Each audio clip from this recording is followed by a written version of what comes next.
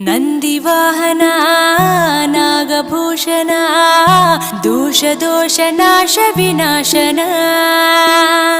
ಸೃಷ್ಟಿಕಾರಣ ನಷ್ಟಹಾರಣ తమోరజో సత్వగుణ విమోచన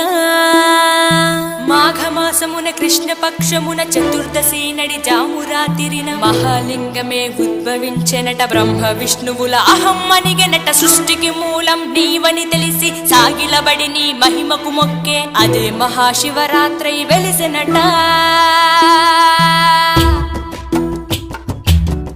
అరే ఓ జంగమా విభూది లింగమా పక్కన పార్వతమ్మ తలపై గంగ